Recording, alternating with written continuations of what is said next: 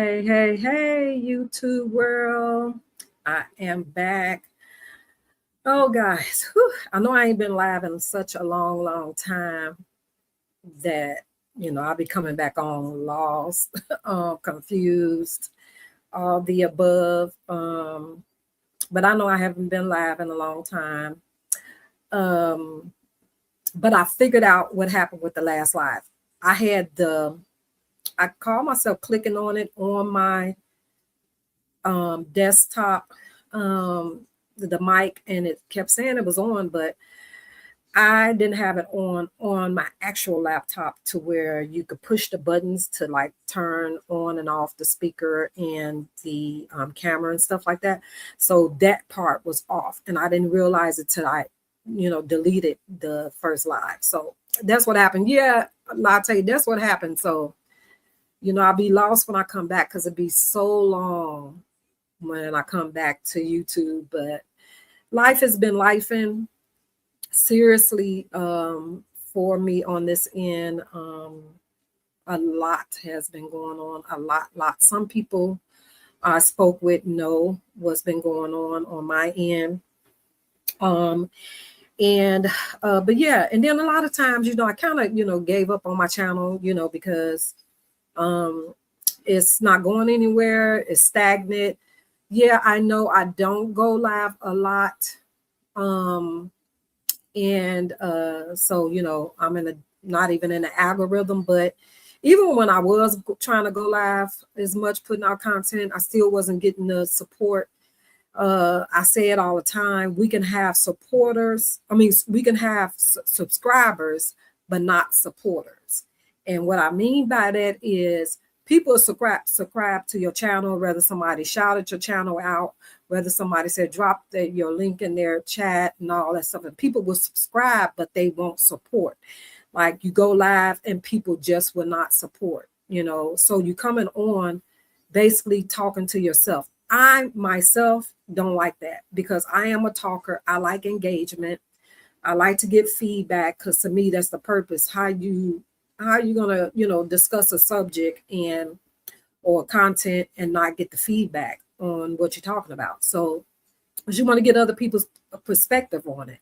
And so to me, going live and you don't receive that, you get one or two people in there, and then some people come in, they'll click in and go back out.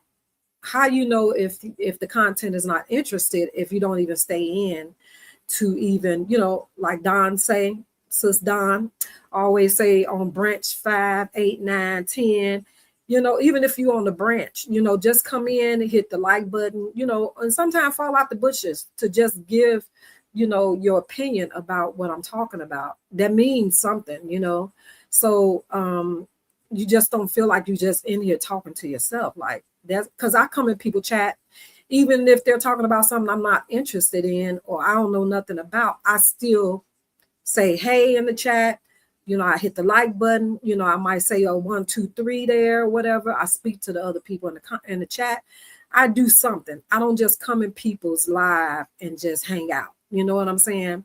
And the only time I won't say nothing if I don't know what you're talking about and I'm just not interested in what you're talking about, I'll just not comment. You know what I'm saying? But I will give you the view and I will hit the like button. You know what I'm saying? I do support people that I claim that I rock with in the sector. Lord knows I wish I can get out this little truth sector thing and get some different people.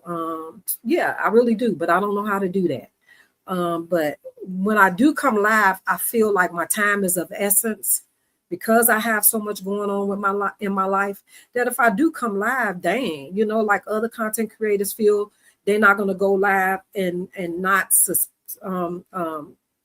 expect you to support monetarily or whatever. You know what I'm saying?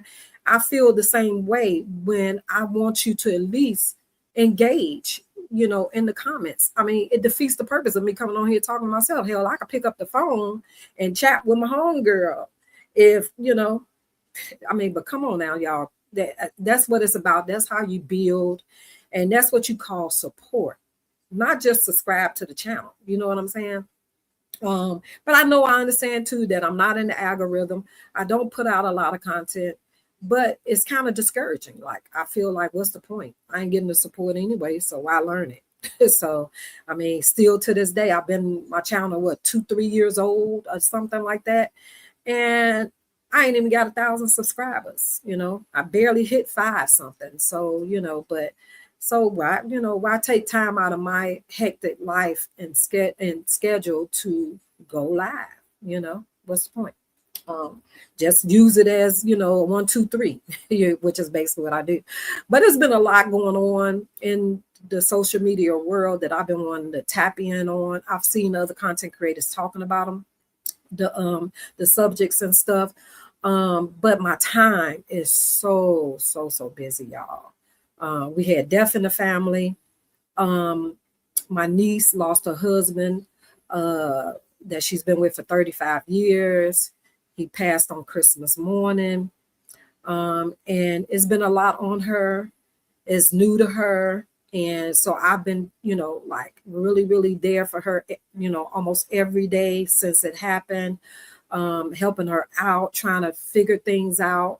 Because of course he left with no will, all type of things, and those things are important, to do before sudden stuff happen. You know what I'm saying? He died sudden, went into cardiac arrest Christmas morning, getting ready to get up to make his part of the meal for Christmas, and never made it out the room, out the chair. So people life is just be happening, and it be unexpected, just like our sis Retta. My heart breaks so badly for her, to lose 2 children, man. I couldn't imagine. And I talk about that a lot too, how even though I'm going through my stuff, been through some stuff, I even it came to a point where I could have lost my daughter again a couple of weeks ago. I'm still dealing with that situation legally. And, but even with that, you still, as they say, you take your situation to the altar and you hear other people's stories and you see what other people are going through. 9 times out of 10, you're going to come back with your stuff, because there's people out there, situation is way deeper than yours and way serious than yours. Somebody's out there that's going through way more than you. So we have to, take that in consideration. Be mindful, treat people how you want to be treated. All the bickering and not forgiving, and just the cruel stuff that's going on. Life is short. Life is short.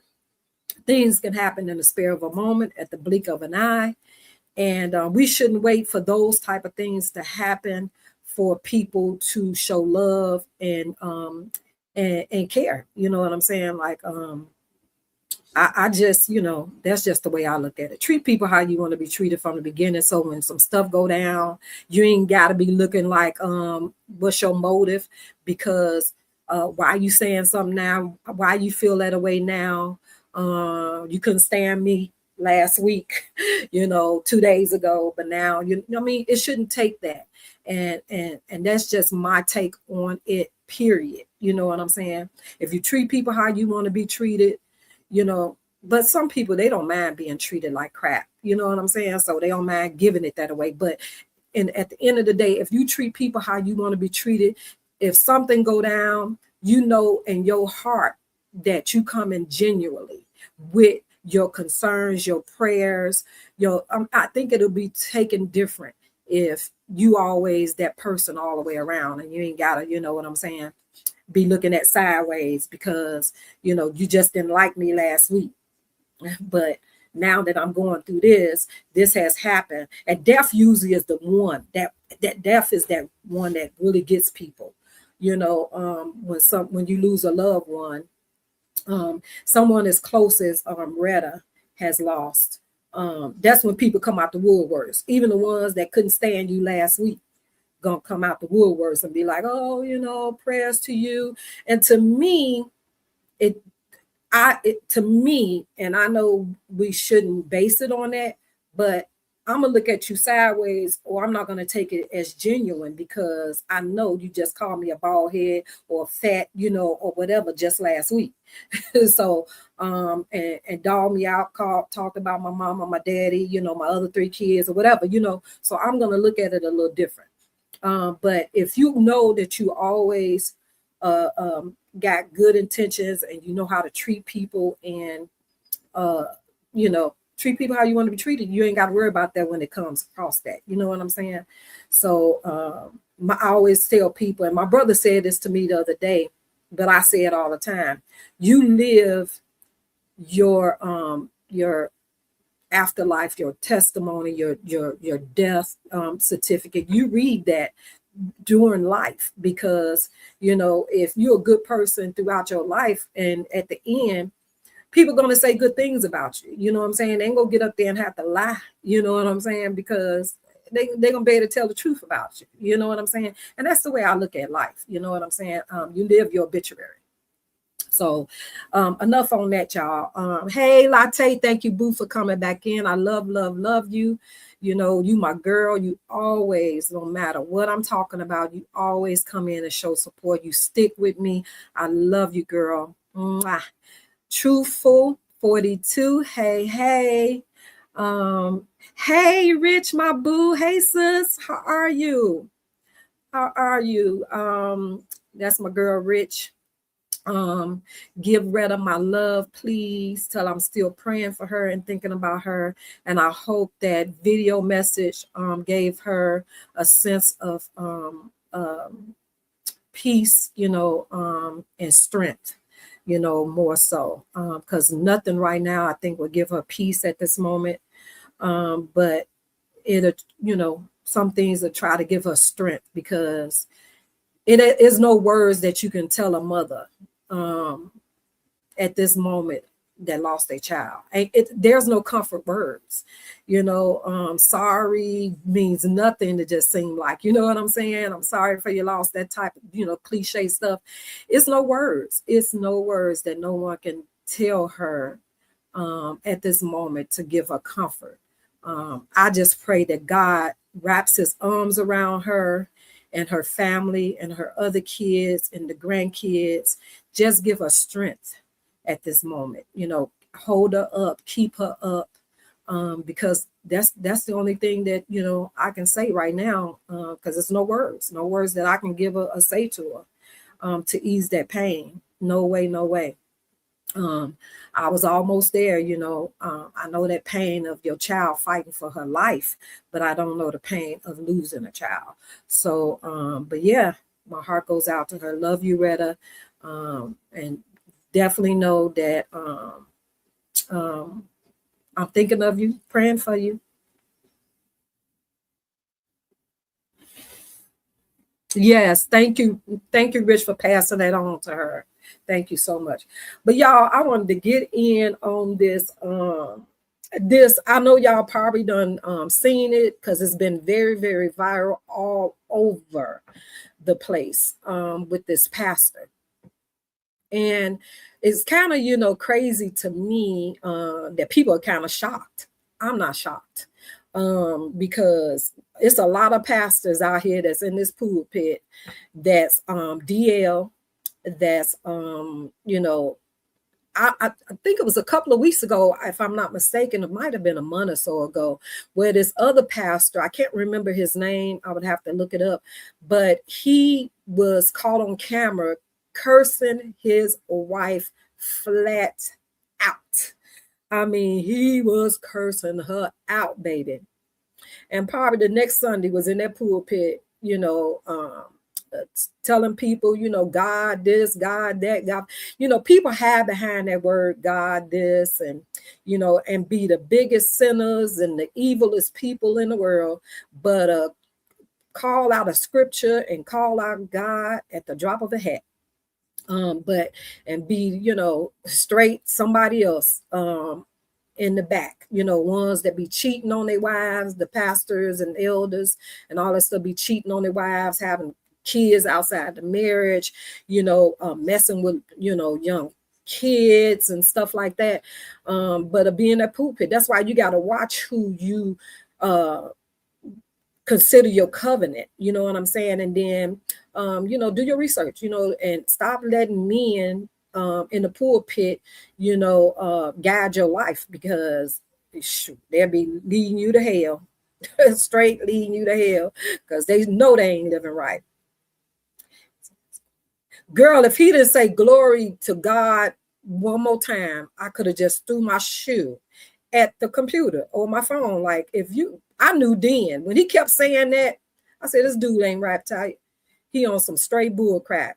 Because who keeps saying that? Like, who you trying to prove something to? When people do that, when they overdo stuff, that something ain't clean in the milk. When people overdo things, that's when something ain't clean.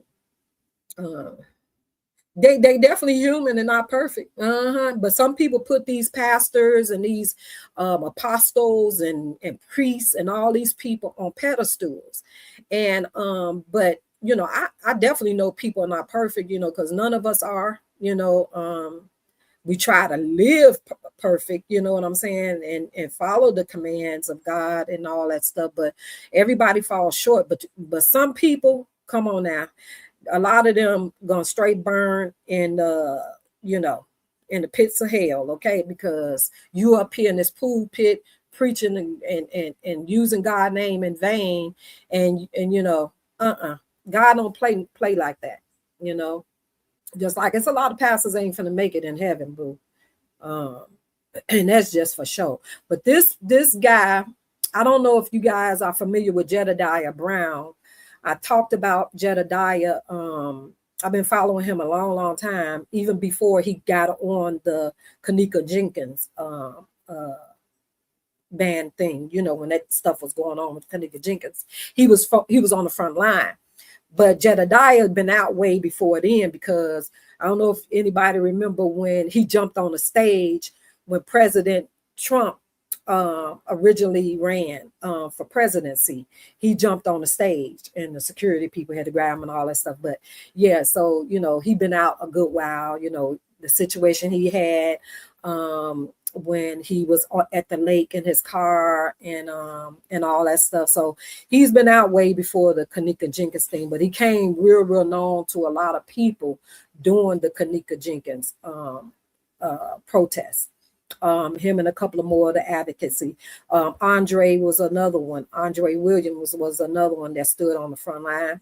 I talked about him. I had him on my platform as well. When he went through his hardship with his kids, he actually preached Kanika Jenkins service. So I've been following these Chicago advocates for a good minute. But yeah, Jedidiah has taken on this situation with the little boy. When I first saw it drop, Jedidiah wasn't the one that I saw posted. But when I saw it, I was like, oh yeah, you can look at the little boy and tell that something was off. I know some of us, are born with perfectly arched eyebrows, perfectly long lashes and stuff. Some boys are born with, perfectly arched eyebrows and long lashes and stuff like that. But it was just something a little different with this one. His eyebrows was, perfect, and they were dark and just had that arch to him that was a little different than just born with that perfect arch, so I just knew. And then the way he came out and he was talking in that one video when he was standing by himself, you can tell he was reading something on a paper or a poster that who was standing on in front of him. You could tell that he was reading because he was nervous. He was fidgeting his fingers. Yeah, but girl, I think they had them done like that, to be honest with you, Latte. I don't think he was born with them eyebrows like that. No, I don't think he was born like that.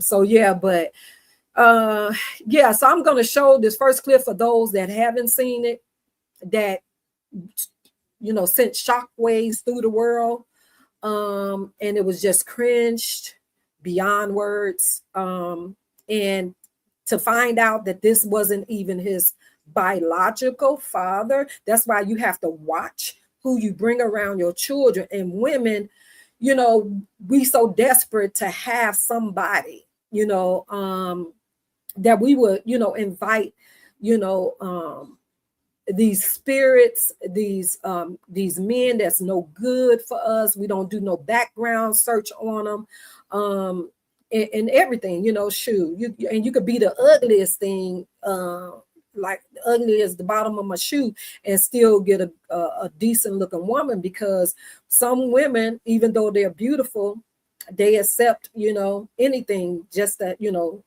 fulfill their insecurities, to just have somebody up under them or in their bed. You know what I'm saying? So, and a lot of times that's what happened. And then our kids pay the price for it. Our children pay the price for our insecurities. You know, I've never been one, you know what I'm saying, but women, as a woman, I know that that's what happens. What you say, they are definitely getting them done. There is a video evidence of them getting it. Yeah, that's girl. And I haven't seen that video, Latte. I haven't seen that. And I knew from the jump that they got that baby eyebrows done like that. Because you can be born with some perfectly good eyebrows, you know, thick and, you know, full and stuff like that. Long, because I done seen, you know, boys born with long eyelashes and everything. Because my nephew was one of my great nephew. He had real long, beautiful eyelashes, but they're not that long now. But when he was a little boy, they were so long and pretty. I used to tease him all the time. But yeah, but I can tell that those were done, because I'm a woman. I get mine done, and I know how they look when you professionally get them done, and you're not at home doing your own eyebrows. You know, that's his cousin and not his woman. So the pastor is his cousin. I mean, the wife of the apostle is his cousin. I know the little boy is his cousin. The other little boy, they're cousins. Now, I haven't watched all of Jedidiah's lives all the way through. I've seen bits and pieces of it. And then the one that he did today, he had someone, you know, people is coming out the woodwork telling their story, telling their, you know, experience with him. Yeah, I know the two little boys are cousins. So let's go to this video, y'all. Let me present this video.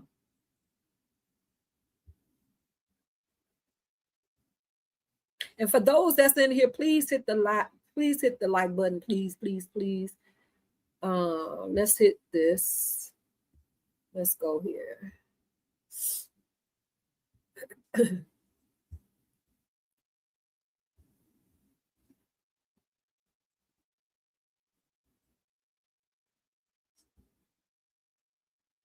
me see. Did it? Okay, let me go back, y'all, because it didn't. I lost it. Hold on. I lost it. I lost it. I lost it.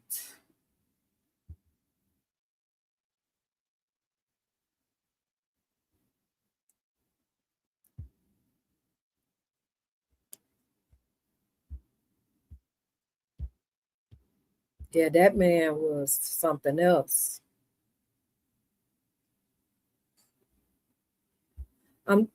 Did they delete it?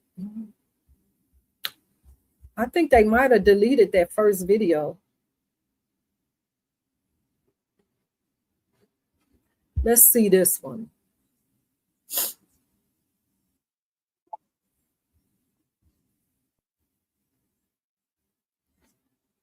Okay, let's play this one, since the baby's face is already blurred out.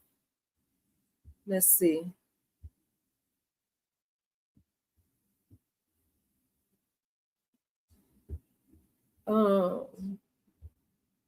I think that somebody I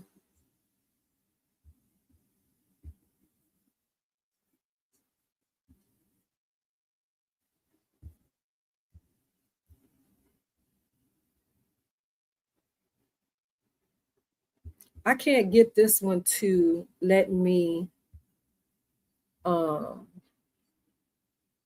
Let me see if I can do it now. Let me see.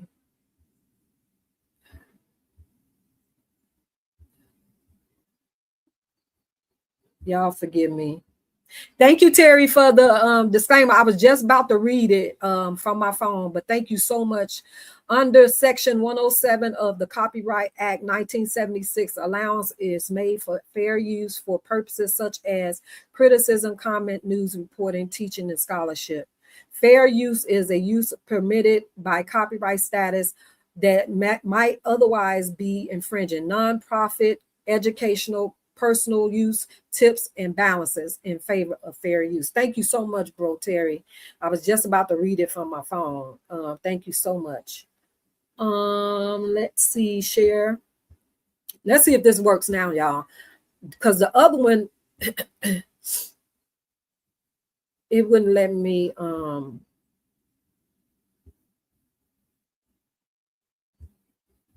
I think they had deleted it.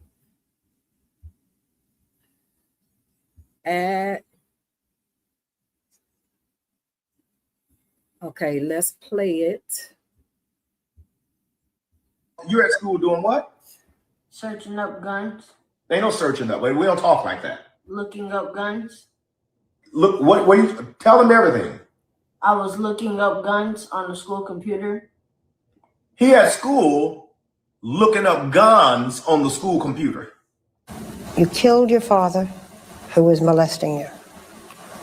Why did you kill your mother? On Thursday night before, in one of the explosions, I was running downstairs and I was crying. And my mother was on the couch and she had been drinking. And she said, "What's wrong with you?" And I said, "Nothing, nothing. You wouldn't understand." And she said, "Oh, I understand. What do you think? I'm stupid?" And she told me that she knew, that she had known all my life what my father was doing. And it was like I didn't even know who she was anymore. And I just saw Dad and Mom as the same person at that point. You're at school doing what? So do y'all think that the little boy was looking up guns for a reason? Do y'all think, and somebody referenced to the Mason brothers of that situation about the little boy looking up guns. Do y'all think he was looking it up for a reason? Why was he looking up guns?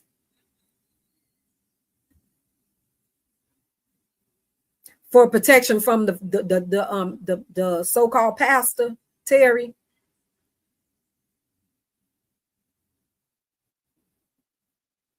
Because they said that the little boy was running away from here, ran away from home at one point too. So that's a telltale sign right there that the little boy is going, was going through some things. And in that video, you can tell when the pastor was tickling him, because I'm not even gonna call him his father, but the pastor was tickling him. And you could tell how uncomfortable that little boy was, to the point where he jumped up out of the bed. And then for that mother, lady, what's going on in your head that you would allow that to happen? And the way she was touching the little boy. So I'm thinking the little boy is being touched by both of them, to be honest, because she was giving him a wedgie. Was she giving him a wedgie because she's also touching the little boy? Or was she giving him a wedgie for the husband to, to show, the little boy's, hind part to the pastor? Why would she get a little boy a wedgie? Why did she do that? Then she was, she had palmed, the little boy's hind part as well. So I'm thinking, it's a household situation. It's not just him. She appears to be part of it as well. Latte, are you saying that she's not married to him? That's her cousin? What I miss? I missed that.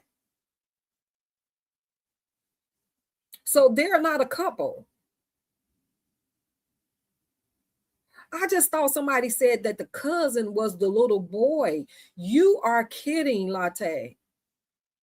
Oh man, I should have did some more research before. I should have listened to the live thoroughly before I went live then, because I didn't know that that was her cousin. So, but the little boy called him dad. The little boy called him dad in that video.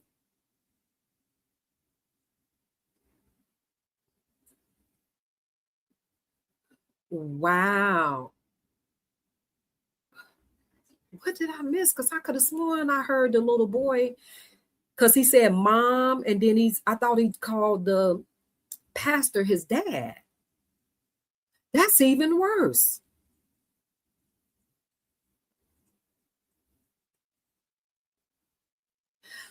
I'm trying to remember, was I looking at a movie the other day, a documentary, or was that somebody else's situation where, was that a movie me and my baby was watching?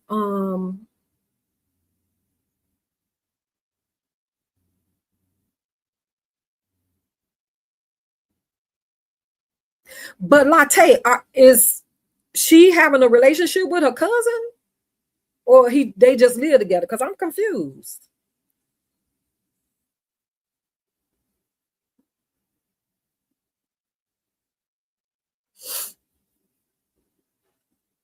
Hold fast. Let me see if I can find that whole video, because I had it pulled up, but then it looked like since when I went live, somebody deleted it. Because it wasn't, I had it up, and then when I went to go put it on the screen, it was deleted.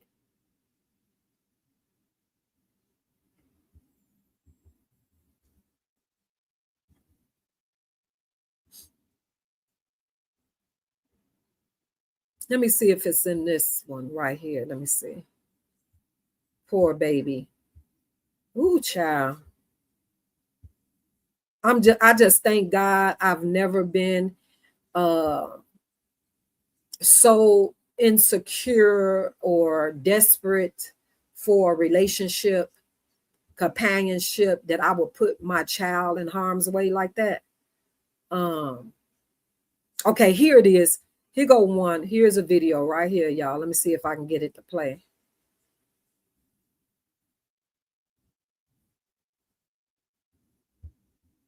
Hold on.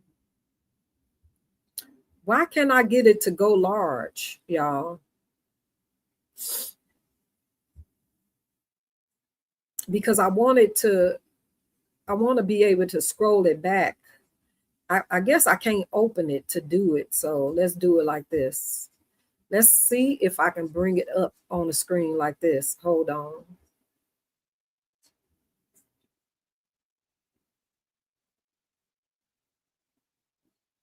Let me see. Share.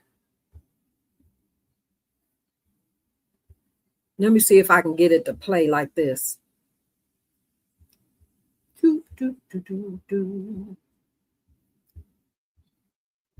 Let me see if I can get it to play like this. Hold on.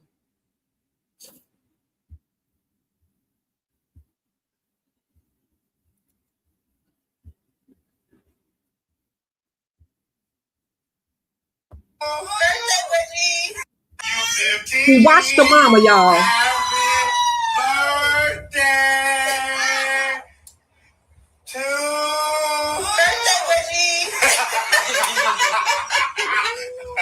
Happy birthday. Hey, happy birthday to you. Hey. So you got you to 15? 15 now. Yes, you is. Hey.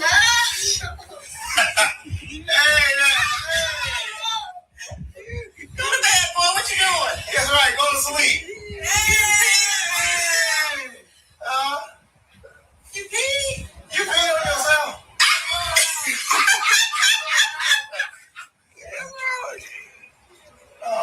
And that's another telltale sign too, y'all. The fact that the boy peed in the bed. I don't know if anyone is familiar when a child is being touched or being assaulted. That's one of the signs. They pee in the bed. They wet the bed when they're going through some type of trauma that causes them to wet the bed.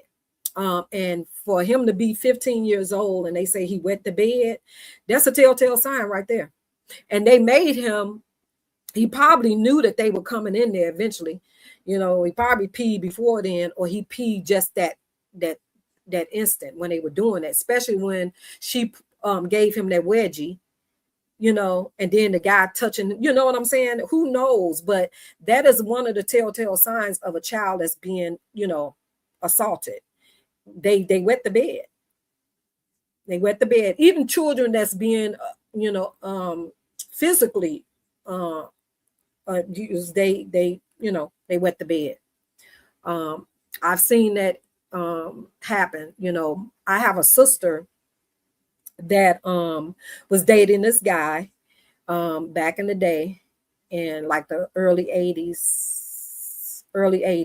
She was dating this guy that was really, he showed himself one way on the outside, but inside the home, the kids called hell. You know, my niece and my nephew called hell. They were the two. Yeah, were they the two youngest ones? Yeah, they were the two. No, they were. Yeah, they were the two youngest ones. Yeah, of my sister kids. So they call hell in there. He was very abusive. My nephew had got to the place where he had started wetting the bed, and there was no sex abuse, but there were physical abuse. And he had started wetting the bed. They would starve them, like the kids, you know, they fed them when they wanted to. They stayed in the street. It used to be time they would go and sit in bars and stuff like that and leave them in a hot car, you know, just all type of stuff like that. A lot of the times, a lot of it my mom didn't know about until after the breakup, is when my niece and my nephew told a lot, you know, but you know, by that time I think he should have went to jail. For real, he should have, you know, served some jail time for that, the things that he did to those kids. But my nephew had started wetting the bed. And do you know that Igro, that ninja, would make my nephew kind of like suck the urine from the sheet, like make him drink his own urine. So things like that, I can speak from experience within my own family, that I know how women with low self-esteem, because my sister was one of those, that she definitely didn't get her you know, things from my mom, because my mama would have never played that. But yeah, she allowed her man to do that to her kids. And because of that abuse, and, you know, they knew they couldn't do anything, that they had to accept this type of stuff. My nephew used to wet the bed, and he wet the bed for a long time. You know, did it get better? I think he stopped wetting the bed probably, I want to say maybe 2 years into my sister and that guy's separation. Is when he, you know, stopped wetting the bed. But yep, during that relationship, and they were together for some years, is when he used to wet the bed and stuff. Did a lot of things. It kind of made him, you know, kind of destructive, you know, just doing things. He started fending for things that he couldn't have and stuff, like never had. You know, he would, you know, he had started, you know, stealing things from stores and different stuff like that. It was just horrible, you know, horrible. But yeah, you have to pay attention to what your kids do. They show you in their actions that something is not right, that they're suffering something in silence. But yeah, this situation. But Latte girl, I gotta get back to you. So you telling me that these kids live with him and not her? I should have did my research. I'm gonna have to come back. I'm gonna have to come back when I do a little more research, because I thought that they were married, and I thought that that was their stepdad. Girl, shut my mouth wide open. So she just gave her kids to a cousin, or gave her son to a cousin. So to me, that's kind of like selling your kid, right? That's kind of like selling your kid. They stay separated, and they are, girl, Latte, I'm gonna have to come back, because honey, child, I did not know that. Now let's go to Jedidiah. I want to see what Jedidiah talking about. Let's see. Let's remove this.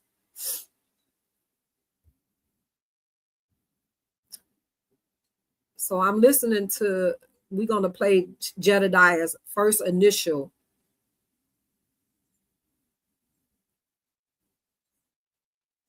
But you say they live in separate houses. How are they raising them? She ain't got no place to stay or something? She just weird all the way around. They need to arrest her tail too. They need to arrest her too, not just him.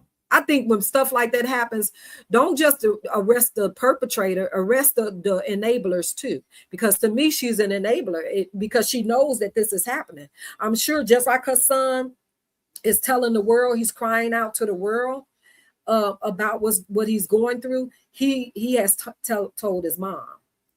And she knows, because I can tell in that video that she plays a part in that. Because why would you give your 15-year-old son a wedgie?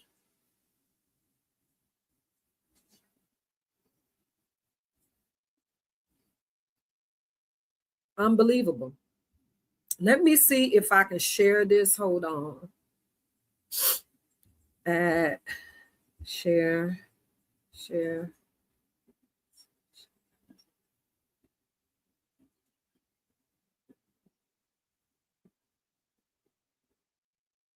Oh, wow. Poor baby. Oh, my God.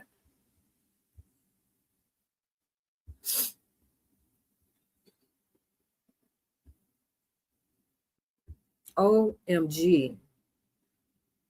Okay, let's play Jedidiah first original post thing. Of a video that was placed on social media by a man who calls himself an apostle, Mr. T.D. McNutt, or McNutt. Don't know how to properly pronounce his name. But this gentleman is actually a follower of mine. I learned that when I went to basically make a statement, and I was able. Can y'all hear Jedidiah? Can y'all hear Jedidiah? I want to make sure y'all can hear him.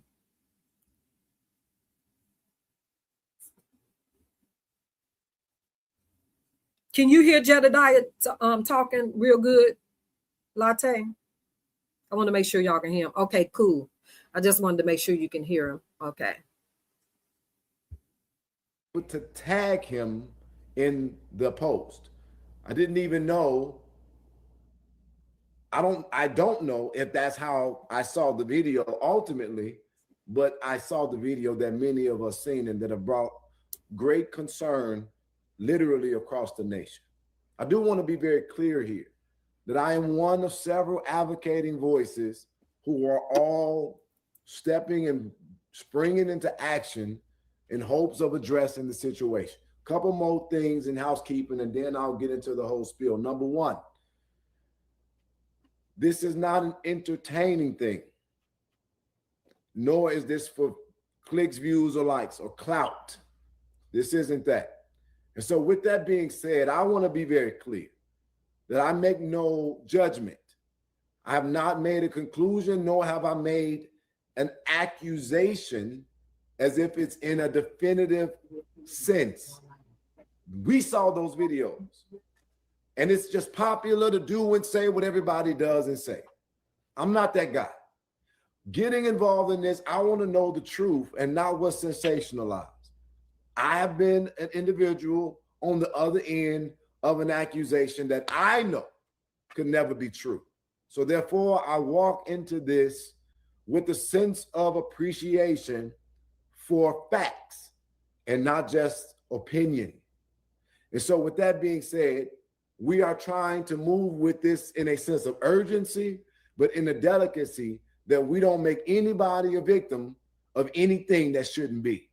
But I want to be very clear here. Nobody is more important to me in this situation than the children that are on that video. So I don't have a conclusion, but damn it, I got a concern. Let me speak to you about some of those concerns. And I'm going to try to do this as best I can based on my memory right now. Number one, he went to jail. That means that you were charged. That means that some law enforcement official thought that the information that they received was valuable enough to make an official complaint in a court of law. The judge, hearing those allegations, that charge, that judge decided to make a condition to where you were not supposed to be in contact with the complaining witness, which would be the child. Somehow or another, you was able to matriculate through that process, and the first thing that you decided to do was to try to bring that child to an open chain. That's flag number one. That child didn't owe nobody in the public any kind of explanation or apology, because he said something about you, and the courts and your family should have dealt with that. That's flag number one. So it's not an accusation, but that is one hell of an observation. Number two, I sat there and I watched that live video now 3 times, and from beginning to end, the context to which he spoke about that child spoke as if he was trying to mentally degrade and belittle in a way of making the child feel guilty, making the child feel bad, but it was in the sense of shaming him into a place where psychologically that was abusive. Because if you love the kid so much and you understand that he is a kid, you don't spend so much time trying to inundate him with, you did this and you're that and you're this and you're that. And it broke my heart to hear that child have to say, I apologize for being a bad child or not being who I'm supposed to be. And that what struck Jedidiah's nerve right there. And I don't know if a lot of people are aware also that Jedidiah, he doesn't have any biological children, but he had a son.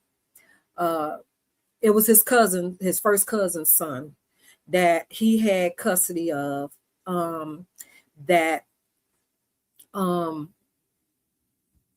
he had custody of, so he considered him as his son. And that child unalived himself. I believe that Jedidiah's cousin, the little boy's mom, they got their little situation. She came out back doing the Kanika Jenkins stuff too, accusing Jedidiah of some unworthy things when it came to kids. But the little boy was, I guess, assaulted or was going through some type of trauma as well, to where he unalived himself. So I'm sure this situation, because his mom wasn't stable, as Jedidiah used to talk about, the mom of the little boy had some type of, mental issues going on. So who knows, before Jedidiah got the little boy, what he was going through prior to. And those issues became too strong for him to where he unalived himself. And I want to say he was, I want to say 12 or 13, maybe, I want to say. And yeah, so I'm sure when Jed heard this, it kind of, struck a nerve and kind of was triggering for him to see another young man, young boy going through something like this. And so I'm sure he was able to keen in on the signs of that little boy's temperament, his facial expressions and all. So that's why it kind of hit home for him. So, and he hasn't let up. He's been talking about it every day, to the point to where to his live today, which I'm gonna pull up. Jed's live today. He had a special guest. So I'm gonna skip through. Like I say, Jed has been going live every day on this matter, but I'm gonna skip through. I'm not gonna play all his content. If you want to, you can go to Jed's website. His YouTube name is Investigate and Advocate with Jedidiah Brown, aka Black. But on Facebook, he goes strictly under Jedidiah Brown. And I think he streams from both when he's live, but this is his YouTube page. So this is where I think he mostly had the interview at, but let's go to that one.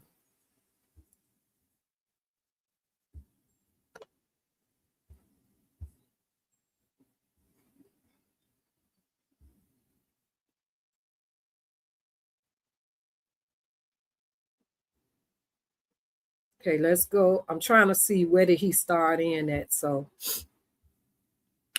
let's see.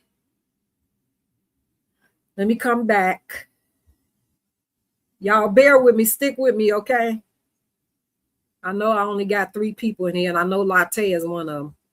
I'm not for sure who's live now, but I'm going to try to make it through, y'all. I should have kept up with the time. I don't even know what time I went live. What'd you say? Latte, you trying to hang with me? Am I boring? Let me see.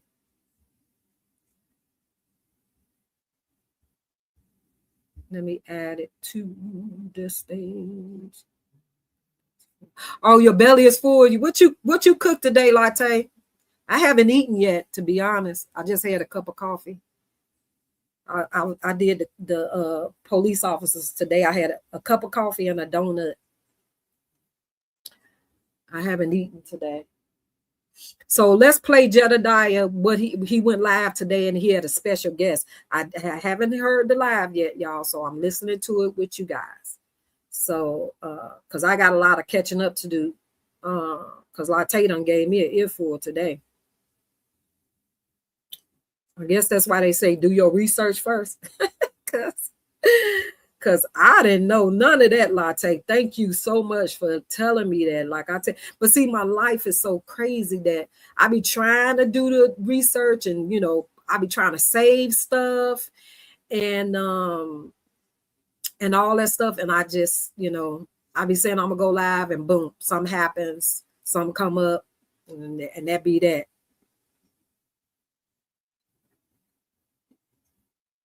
Ooh, that sounds good. Ooh, yeah, that sounds good. I guess too, because I'm hungry. I haven't eaten. Okay, so here we go. We finna play it.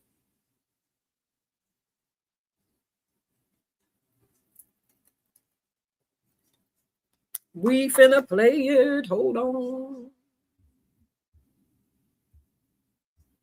Stress. This is not about fame. This is not about fortune. I am not a poor man, but I'm not a rich man to the point where I don't need help and can do all of this by myself. So I thank God for the people who understand that this is not for money, but you cannot do this without money. So those of you all who would have the heart. I know too, Jedidiah is planning on going to wherever the little boy is. I think they're in Florida or something like that. I think he's planning on going there in person. And anybody that know Jedidiah, he does travel when he's advocating. He will travel to those places to advocate. So I think he's planning on taking a trip. I don't know if he's going today, tomorrow, when he's going, but yeah, he's planning on going. So Anybody that's interested that want to, help his fight, please go to his channel and donate.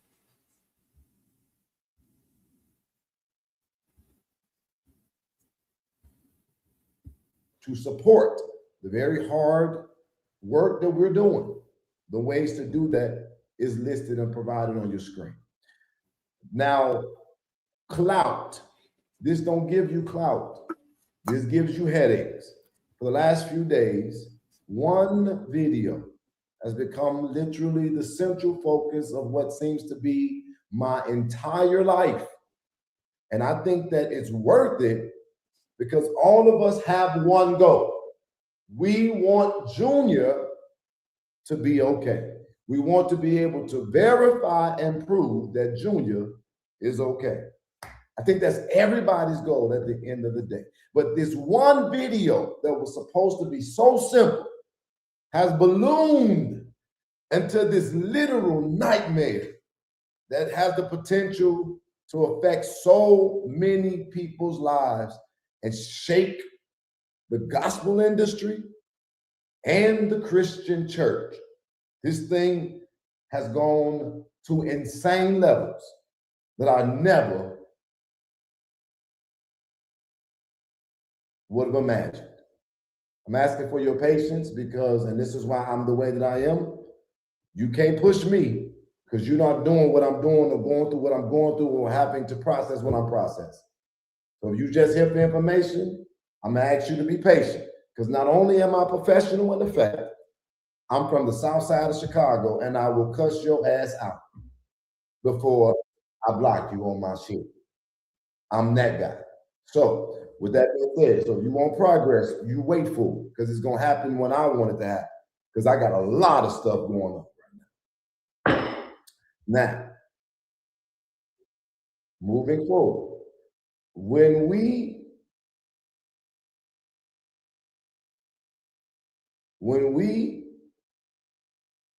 was talking last, we ran into or found out about Mr. Craig Johnson, the father of Cameron. And another thing about Jedidiah Brown, he used to be a pastor as well. His mother is a pastor. But when Jedidiah used to be a pastor, so he know the word, but he's like the cussing pastor. He know the word, he's been pastor and all this stuff, but he will curse you flat out.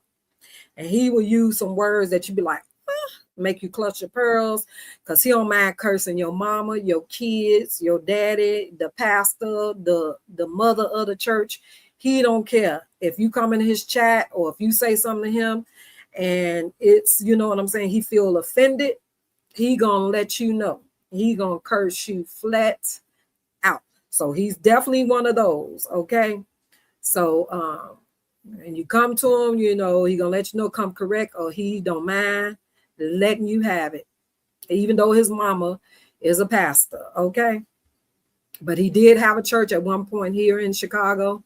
So yeah, he one of those, okay? Cameron has become a very interesting focal point in this entire situation. One more thing that I need to say in housekeeping, in the beginning, and then I'm going to move forward. We are in communication with Mr. McNutt's side of this. Mr. McNutt is not being mean. He is not being uncooperative, and he has agreed to meet with my staff and I. And we will be there, I promise you, today. But there are so many layers to this. I have not been able to move as fast as I would like to. And I'm going to explain some of that in a second. Hold on one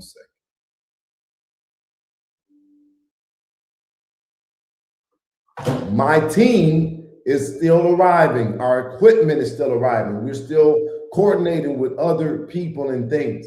We have been heavily discouraged because of the laws of Florida from going into church today. So we didn't go to church and we're not going into the church, but we do plan on meeting Mr. McNutt if he stays on the track that he is on. But I think that it is important that I be honest and transparent he is not being uncooperative. He has agreed to meet with us, and that will be happening within the next. I thought he was in jail. Y'all thought I saw somebody, another content creator, post saying that they had locked him up. So I didn't even realize that he wasn't even locked up. Did he get locked up, Latte, and then got out? Because I could have sworn I seen a couple of content creators on I don't know if it was YouTube or Facebook, but they said that he had got arrested. Is that an old charge that they're talking about? Or, you know, oh, so was he arrested for this same little boy or something else when he got arrested in December?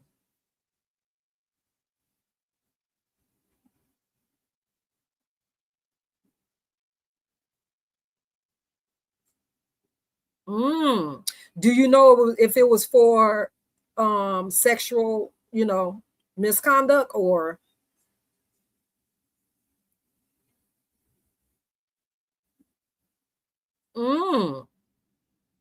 Okay. Oh, wow. Let me tell you something, and why I find that to be, you know, kind of crazy, because just last week, well, I'm gonna say maybe about a week and a half ago, I was on Facebook, and you know, people that you're not even following, somehow they stuff come across your feed. I guess it depends on, you know, what you know, interact with and stuff like that on Facebook. I don't know, because I know YouTube is kind of like that. If you interact with certain, you know, algorithms or something like that, you'll get that across your For You page. And this particular thing came across my For You page, and it happened to be a post to where it was this known he's a young pastor. I want to say he's probably about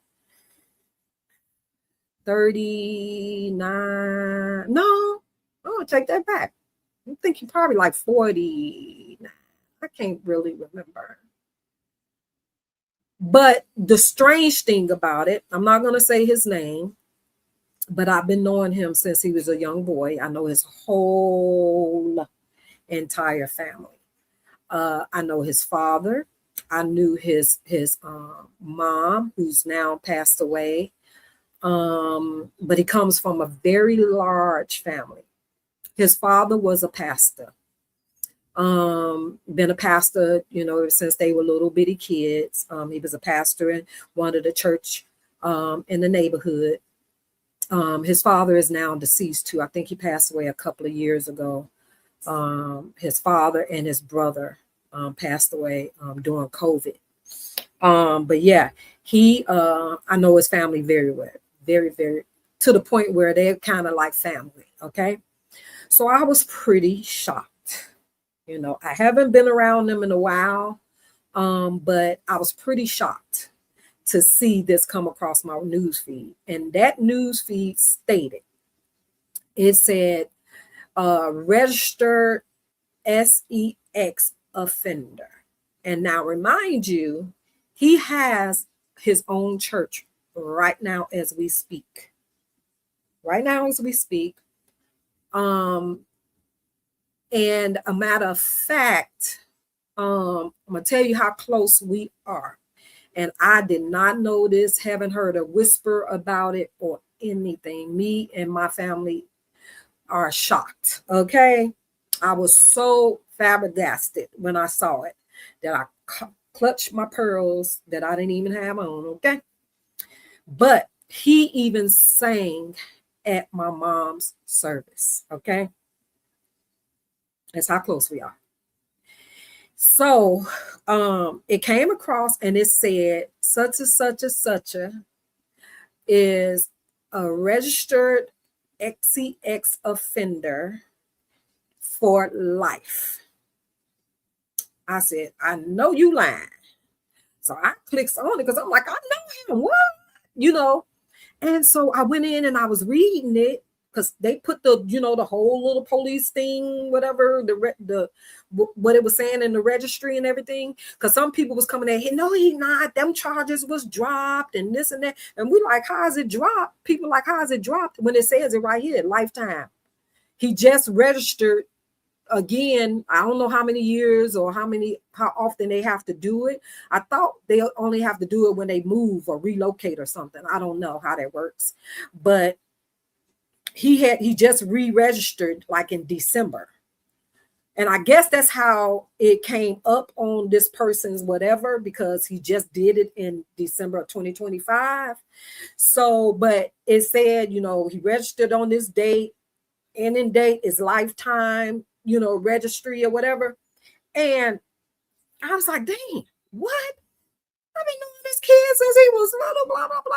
I'm like, he sung at my mama, and then he got his own church. What? How did this slip by? You know what I'm saying? So you can be related to some people. You can be very, very close with people and not even know they past, their secrets, the bones in the closet. But you know what was really deep? Not only was he convicted for SCX assault on somebody, but he was also had incest charges. So again, here we are again with pastors, people standing in. See, this is why a lot of people don't go to church. See, this is why a lot of people don't go to church today, because of these so-called pastors. You got the fan-blowing ones that, you know, got to be all dazzled and, you know, blinged out and, you know, stepping and fetching, you know what I'm saying? All up in the pulpit. Then you have the ones that won't even pray for the sick and shut in or go visit. Because back in my day, you had the pastors that used to go to the houses, go to the hospitals, the nursing homes, and all the stuff and pray for the sick and shut in. They don't even do that no more, honey. They don't even do that no more. You got to be in the clique to even get a prayer. Okay? You got to go through channels to even get your loved one or yourself on the prayer list that they read out on Sunday mornings. Okay? Yeah. Hallelujah. Glory to God. Yeah. You know, so yeah, you got those pastors. You got social media pastors that they more social media pastors than they are congregational pastors. You know what I'm saying? So you got all different times, but this is the kind of stuff that discourage people from going to church. Because you like it, but I ain't trying to let nobody lead me to hell. If I'm gonna go to hell, it's gonna be on my own terms because of some stuff I'm doing and I know ain't right. But like I said before, I try my best. I am not perfect. I am human and all that stuff. I've made mistakes, still make mistakes, but I try my damnness to live right because I want to make it to them golden gates. I don't want to go that other way. I want to go the right way. I don't want to go to the left. So, but this is the type of stuff that discourage people from going to church, you know, because you have these type of pastors, and for him to have this church and he know he has this on his background, I was like, I was shocked, y'all. I'm telling you. So, you know, keep your eyes open, stay vigilant, you know, and just watch who you follow. Even on this social media, watch who you follow and absorb in your spirit. Because everybody on the other side of the keyboard, that's on the other side of the YouTube screens on this red app and this social media app, ain't got good spirits. So, you know, you got to watch what you let in your spirit. You know, I'm a firm believer on even movies that you watch, certain things that you watch, you can bring in spirits in your home. You know what I'm saying? You can allow spirits to resonate in your home just from the television, on what you watch on TV, that you allow in your spirit. So it's the same thing on YouTube. You know, I know we all like a little drama. We all like, you know, the little ratchet stuff, ratchet TV and all that stuff. But I'm a firm believer that even though we like a little of that, don't always absorb that. Like when there's a lot of friction and a lot of stuff going on and the backwards and forth and the name calling and all this stuff, I don't always interact. I might come in, hit the like button just to give who the people I support, the like and the view, but I'll leave out, because I ain't finna be, in nobody's chat, Raha, and they're going at another person that I support or anything like that. I'm gonna stay on Breach 9, or I'm just not gonna go in and listen to it. I'm just gonna click off. You know what I'm saying? But I'll give you the like or whatever and move about my business. Because who wants that? Especially when you're dealing with your own shots, that you don't want that stuff in your spirit. Watch what you intake. And that's the same thing going to these church houses. Watch who you let lead you. Period. Hey, I'm chosen, boo. Hey, sis. I love a good scary movie, but I don't let them play when my grandbaby around. I gotta see it.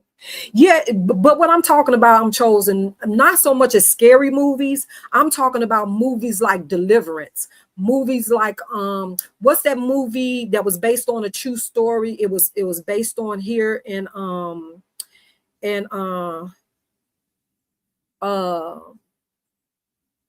Gary, Indiana. And what's her name? That singer, Glenn Close was in there, and that singer, what's her name? Audrey Day or something like that, played in. That was based on a true story, and it was about evil spirits that had taken over this lady home, and it took over her children. That stuff is real. You know what I'm saying? And if you watching it on TV, guess what? You bringing in that type of aura and spirit into your home just from you watching it from TV. Do you know that? So I'm talking about those kind of movies. I don't watch haunted house, ghost houses where people go in and they following spirits in the house and stuff. I don't watch stuff like that. I don't absorb that type of stuff. Those are the ones I'm talking about. I'm not talking about like Myers, Fred, that type. I'm not talking about, and I would even say even Freddy Krueger, because that's kind of demonic too, but because they're getting thrown around and stuff like that. But I'm just talking about those different type of scenarios when it comes to movies, not so much as scary movies like that.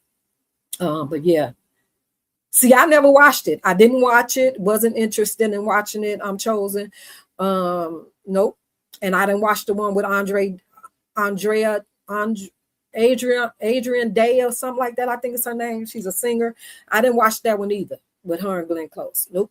Because even the woman that movie was about, she moved to Indianapolis, Indiana. She was in Gary, but after that, she was able to get help.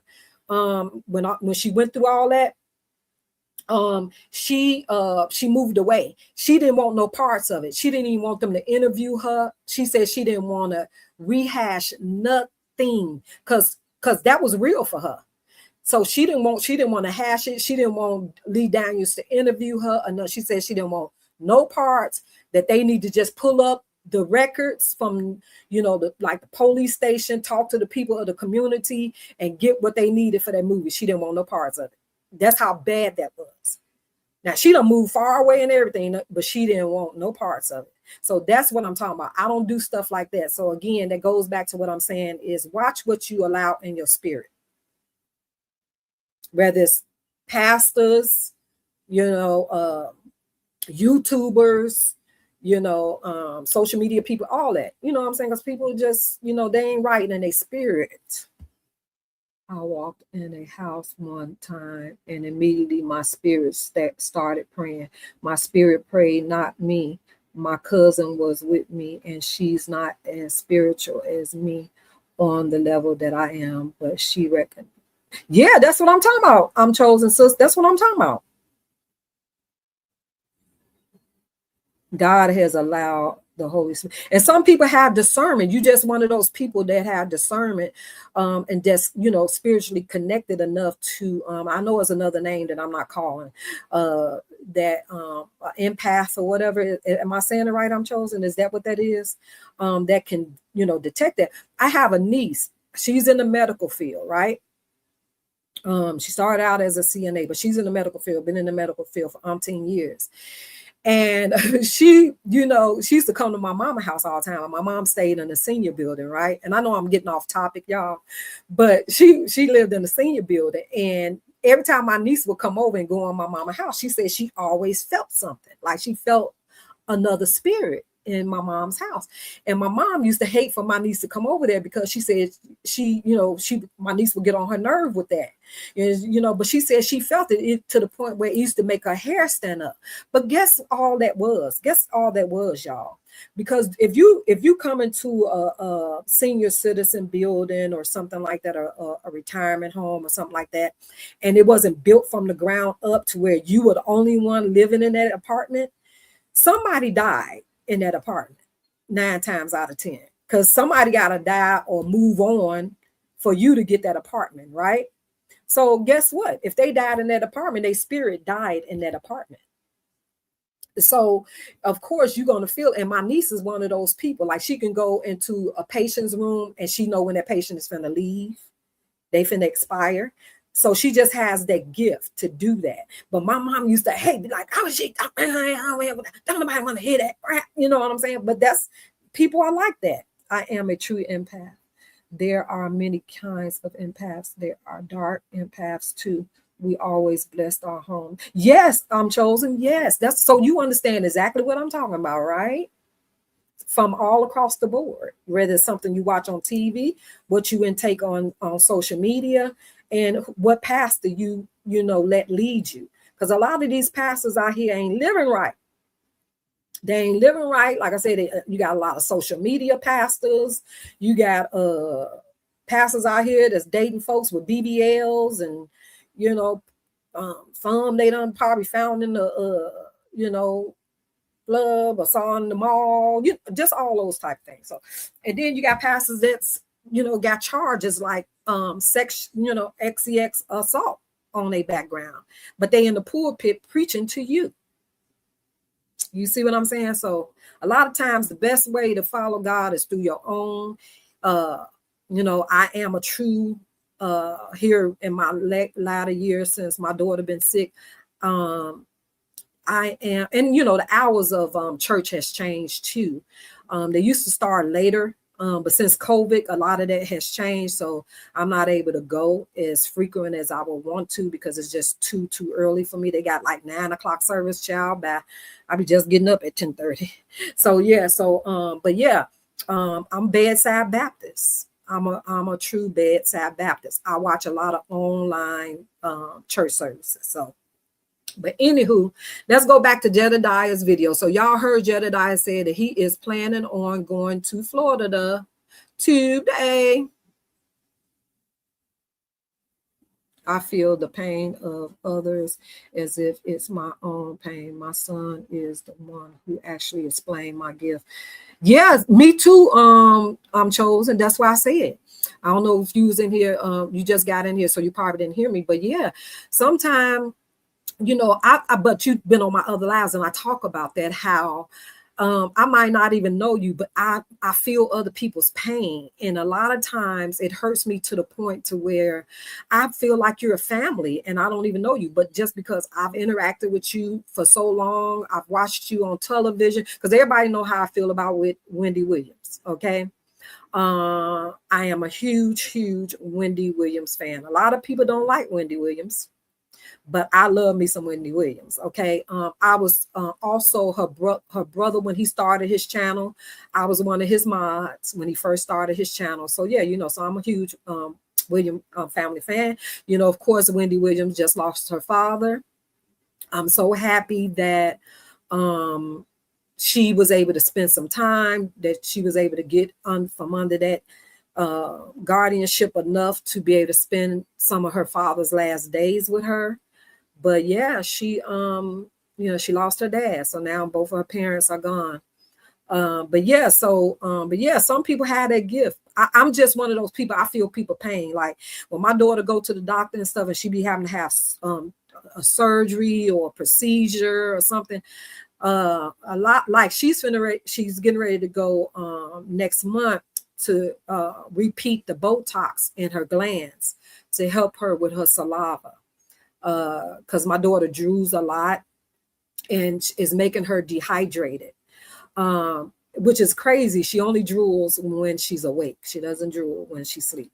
The opposite, most people drool when they sleep, but with her, she does it as long as she's up. She's gonna, store a towel or whatever, and so they're gonna do the Botox in her glands to help with the secretion, and because she's on certain seizure medications that will also cause her to be dehydrated. So you got to stay on her fluids to keep her, very hydrated. But if she's letting out a lot of secretion, that affects it. So we don't want her kidneys to be affected. So she's going in for that. But guess what? She's had it done before, and I could not watch it. I was like, oh my God, I just felt her pain. I didn't know if it hurt, it was, but I'm like that with anybody. I feel people's pain and stuff like that. I'm very emotionally attached to people that I care about. When they're going through it, I go through it. So yeah, so you just gotta kind of balance it, tune out of topics all the way, just so I don't start picking up the energy I feeling it, trying to protect. Yeah, I'm chosen. Yeah, that's what I'm talking about. Sometimes you just gotta, not click on who you support sometimes based on what they're talking about, because it can be triggering and heartbreaking and all that stuff, and your emotions be all over the place. Then your family got to deal with your emotions about somebody you really don't even know. Okay. So yeah, but yeah, and with my situation, my daughter feel whenever I'm going through something. Like I said, I just experienced some stuff, y'all. I'll probably come back and talk about it. I'm still trying to handle it legally right now with my daughter. That happened about a week ago. To the point, I could have lost my child, but so it's, because of someone else's negligence. So yeah, Sissy, last night I have to cover my eyes or not look at my phone when I tap my IG on the first thing pop up might be devastating to my soul, dogs, man. Yeah, that's why I don't like TikTok. I'm chosen. Because every time you go on TikTok, you see something about a sick child, somebody, passing away with cancer, somebody suffering with cancer, somebody just lost a loved one. You see these videos, these remembering videos, dedication videos, and it's so heartbreaking. And you see that a lot on TikTok, man. I'll be like, Lord Jesus. So it deters you from going on TikTok. I'm telling you, every time you click on it, somebody done passed. And here lately, you done had a lot of TikTokers pass away. And yeah, so it's depressing.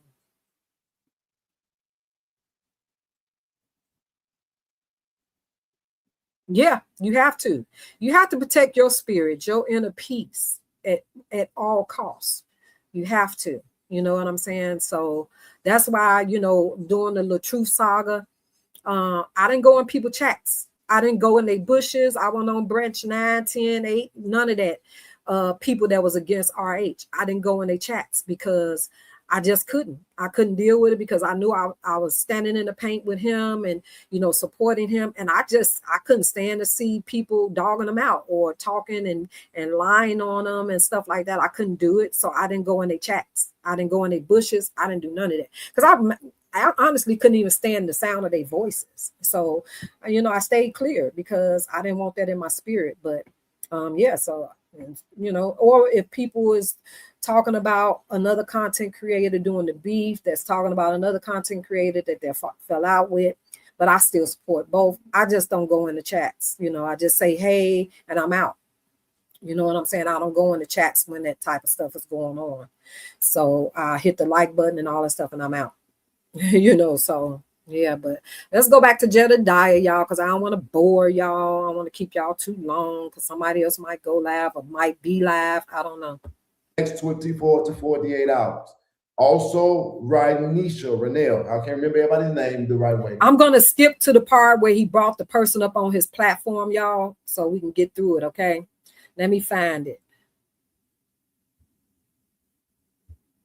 says that she can help clarify a lot of the confusion and misunderstanding. Ladies and gentlemen, Nikita, thank you for being here with me today, ma'am. Thank you for having me. Nikita is the mother of, you are the ex-wife of Craig Johnson, correct? I am, yes. And you are a current member of Mr. McNutt's church. I am. Okay. I'm trying to figure out how to start this because it's a lot. And first of all, I want to applaud you for coming on and exposing yourself and being out there, and as your life is sort of kind of being put on display. It's scary. But I'm going to let you talk. How about I just let you talk and you share some of the things that you wanted to help us understand? Well, first and foremost, I want to say that thank you all for coming forward on the behalf of Junior. You are correct. He is being manipulated and humiliated in front of the church. It is not acceptable. He does need to get out of there. He needs to get home to his grandmother. My understanding is that he did call his grandmother for help, but he's being showered with gifts. So he hasn't came from that. He's from Mississippi. He hasn't come from that. So to be showered with gifts and not be able to really truly depend on his mother psychologically and spiritually as well as mentally and emotionally, can't depend on his mother. This is all that he has. And it's really sad.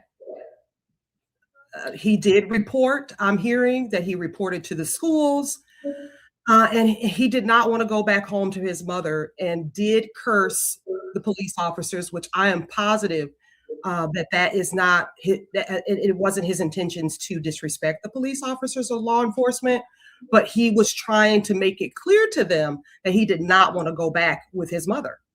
So let's talk about how you fit into this equation. You are Craig Johnson's ex-wife. Yes. And it is my understanding that Cameron is a child that was conceived while you were married to Craig Johnson. So no, that is not correct. So after I did go to prison, and I was in prison for a year. Me and Craig were together before I was in prison. And so after I came home, he was in the middle of a relationship with Renelle at that time. And then we got back together. He did not mention Renelle. And eventually, the day that we got married, she called me and said that she was pregnant with his child. He denied the child, and he denied the child for 2 straight years to keep the marriage afloat. So, and that child is Cameron? That child is Cameron. You have a daughter? I do. Who is the half-sister of Cameron? Yes. She is the complainant witness on this police report that he tried to do something inappropriate to her. This is true. Can you help us understand that? Jesus Christ. And thank you for being brave, and I know. So yes, he did. He touched my daughter. The first time I caught him, his dad would pick him up after the 2 years of denying this child. Eventually, they did a blood test and found out that it was his child. And so he would go to pick the child up from Renelle and drop the child off at home, and then he would leave. And so Cameron would be home with me and my children. I was downstairs one day. He was under the blankets touching on my daughter. I end up catching him, and I addressed him. And then on top of that, I addressed his mother, which she brushed it off and said, "Oh, it's your daughter's fault." Now, in my household, I do not teach anything in regards to anything sexual at all whatsoever. I have not put that in the forefront of my children at all. So it could never have been from my household that my daughter learned any of that. She didn't even know about kissing, not along anything touching her body. So at my house, it just started off with touching.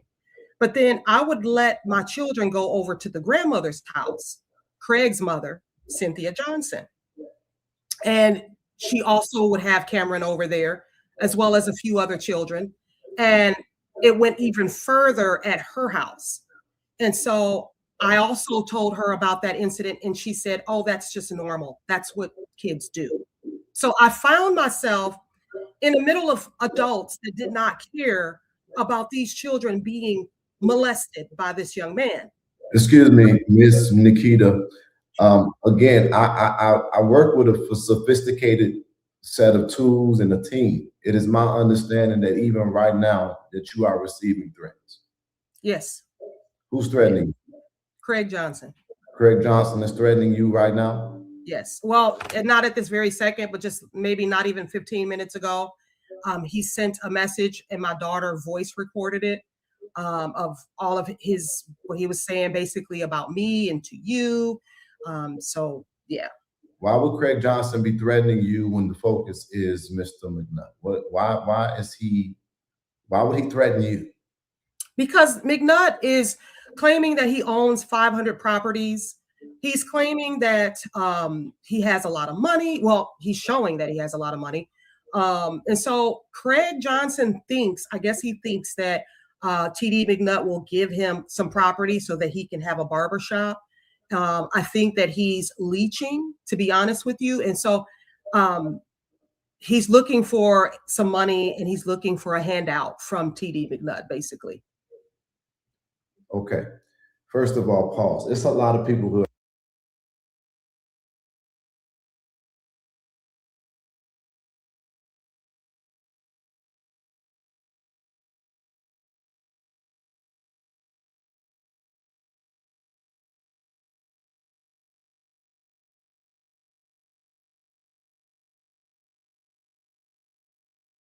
Wow, y'all.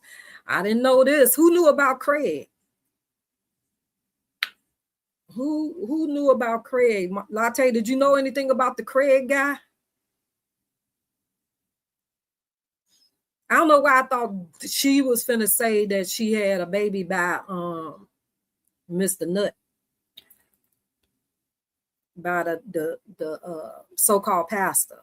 But I guess Craig is a friend who seems to be another toucher. Latte said she going to sleep. Yes, she said she had the ninja-itis because she ate. So we know how that go. Oh, so you're not familiar with this I'm chosen, sis? I've been familiar with it from the day it hit the airway, the YouTube streets and the Facebook streets, but I haven't really been able to like dive into every aspect of Jedidiah's lives and other people, because I think Chronicle Speaks is another YouTuber that I follow. She's been documenting this situation too. There's some other people that I follow on Facebook but I haven't been able to really dive into everybody's live and going through the comments to see everything that's been going on, because my life is like, child. I didn't even think when I went back live today that I was gonna be able to go, because Miss Ladybug woke up and she was like tripping about something. So I told her I was on live, and then she was like, okay, cool, I'll wait for you to get off live, and then I'm gonna need your attention. So yeah, with my hectic life, it's kind of hard for me to kind of really deep dive in the research, and I guess I should before I go live, so I'll know. But I'm kind of like listening to this with you guys. I just know that Jedidiah has been on his head from day one. And so, but like I said, I haven't been in Jedidiah's lives, because his lives sometimes can go pretty long. Yeah, so it's just been kind of hectic for me. No, I'm just listening first time. I have really been listening to you too much. My mind been everywhere. We've had 5 deaths. Oh no, I'm chosen. Really? I'm so sorry to hear that. Man, that's why I say life be life, man. And that's, I said in the beginning of the live, sis, that you know, even though I've been going through a lot and going through it, I've been dealing with my niece, who we almost lost last year as well. She had several situations. You know, she had a few heart attacks, and she was having heart attacks that she didn't even know she was having, that she could have passed away from, because she was literally in a hospital that didn't care, that don't care, and they had her in there suffering from these back-to-back heart attacks, and they didn't even have her hooked up to a heart monitor. Okay. That's the same niece that suffered a stroke. We found out that she had a mass on her brain. So yeah, so my niece has been really sick herself, and then she just lost her husband on Christmas morning. She's been with her husband for 35 years. So yeah. So, you know, this is something new to her. She's been with this man half of her life. And so all this stuff was new to her. He didn't have a will and stuff. And so she's got a lot of legal stuff that she has to deal with, as far as, you know, the estate and all that type of stuff, you know. So I've been helping her with that on top of my already busy life and stuff. And then when the situation happened with my ladybug, that kind of was another situation, to the point where I got sick. You know, I started having chest pains. My head was hurting. I wasn't able to sleep. It was a lot. It was a lot. Like I said, I'll talk about that once I get stuff situated with that situation. But yeah, I talked about that. So yeah, you take your stuff to the altar, and 9 times out of 10, when you start hearing other people's situations, you'll walk back to your seat with your situation, because there's people out there that's going through far more than you could even imagine, or what you're going through. You know, your stuff is mediocre to some of the stuff that people are dealing with, you know, just like the situation with Retta. You know, I just wouldn't, you know, want to be in her shoes right now. So yeah, so we just have to be mindful. And that's why I always talk about, when I come on, treat people how you want to be treated. You know, if you generally support somebody and you generally care for them, you know, be mindful on what you do, what you say. I learned a long time ago, never say something out of your mouth that you will regret, because, you know, life is short, things can happen. I just know in this situation with Retta, I can honestly say I am one of her supporters, her sister on the internet that has not had an issue with Retta. We never had words, even though I'm not a content creator. So, but she's had issues with even some supporters. But I can honestly say my prayers to her are genuine. My words to her is from the heart and genuine, because I never had an issue with her. You know, I'm not one of those ones that she had an issue with, and people talked about her, you know, her family, her kids, you know, even talked about her deceased child, you know, and now, you know, they're sending prayers to her and all that stuff. I can honestly say that I'm one that mine is genuine and it's coming from my heart. It's not coming out of sympathy or pity or for attention. So yeah, so, you know, it's that kind of situation. But anywho, I went on a tangent, but yeah. So anywho, let's go back to Jedidiah. And again, y'all, this is Jedidiah Brown, aka Black. You can follow him on YouTube. His name on YouTube is let me go back. Investigate and Advocate, and that's with an N. Investigate, N as in Nancy, then Advocate with / Jedidiah Brown. That's his name on YouTube, and then his name on Facebook is Jedidiah Brown. So yeah, so he's been an advocate for a long time. He just didn't come into the picture during the Kanika Jenkins situation. He's been an advocate for a while. He's had his own hardships. Jedidiah is a past pastor. His mama is a pastor. So yeah, but he's one of those cussing pastors. He's no longer a pastor now, of course, but you know, even then he was a cussing pastor, because Jedidiah will cuss you flat out, your mama out, your kids out, everybody. So he one of those.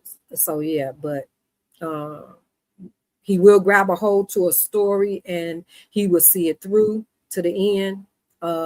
Definitely. So he is talking about going to Florida to, I guess, speak with the so-called Apostale, to get his side of the story, because, you know, even though we see what we see, you know, some things could be blinded, you know, just from our experiences. And it's always three sides to every story, you know, your side, the other person's side, then the truth. So we shall see how this play out, right? Okay. But I thought the man was in jail. I didn't even know he was out. So anywho, here we go. Who have come in. If you go to Investigate Letter N Advocate on YouTube, you'll be able to see this courageous and brave and beautiful mother of some of the accusers against this situation. This will all begin to make sense in a minute. It is on YouTube at Investigate Letter N Advocate as the page. First of all, again, thank you for that. I am aware of that. I want you to know that today the general public is aware, and I'm not the typical advocate, and I'll put this on the record. We will mop this motherfucking nation with Craig Johnson's face if he does anything or attempt to do anything to bring any harm to you or your family. Because I also understand that in your marriage, he was an abusive man. He was also verbally abusive and physically. Mm-hmm. Physically abusive? Would that be to you and your children? Yes. So the physical started out slow, but then eventually, because I did not sit back and allow that to happen, I would fight back. He stopped that, and then eventually it went on to verbal abuse. But then it trickled down to the children, and especially my son, who is one of the victims, Abraham. And you'll see Abraham on TD McNutt's website or his page as Prince Abraham. And that is my son, who was a victim of the situation. Your son, Prince Abraham, is what we've learned that they call him. They call him Prince Abraham. And Prince Abraham is a brother of Cameron. He is Abraham. He is Cameron's brother. So the young lady that Cameron is alleged to have violated, which a police report has been filed, is his own half sister. Yes, not step-sister. My daughter. Blood sister. Okay. Blood sister, same father, different mothers. There's also the same or similar accusation with a cousin. You know about that? Yes, I do. And we stepped up for her. Me and my daughter stepped up for her when she came down for a birthday party of Prince Abraham's birthday party. They would not allow us to see her, but she was trying to get to us so bad because she knew that we would speak up for her. But when she did get with us, she spoke to my daughter, and she told my daughter that Cameron was still touching her and no one was doing anything about it. Her mother is Crystal Johnson, which is Craig Johnson's sister, did nothing about it other than scold the little girl. And she communicated that as well. And then the grandmother, Cynthia Johnson, just ignored the complaints altogether. And so the young girl knew that. And also discipline. He also ignored both of the girls as well. Yes, he scolded the cousin in her face, and she did communicate that with us, that he scolded her about it. Jesus Christ.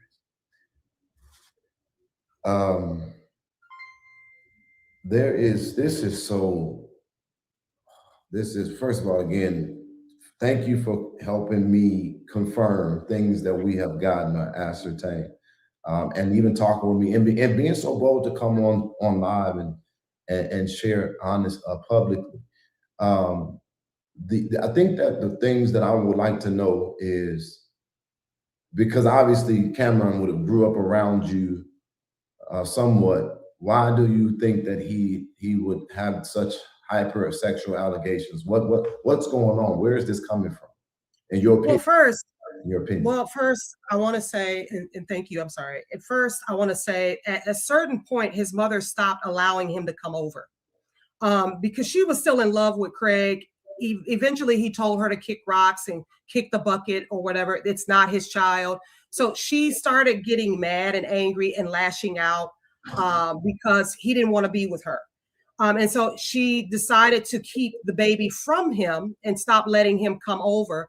So eventually he stopped coming over to my home, whereas he was protected at my home. He was educated, he was spiritually covered, all of that at my home, as well as, entrepreneur.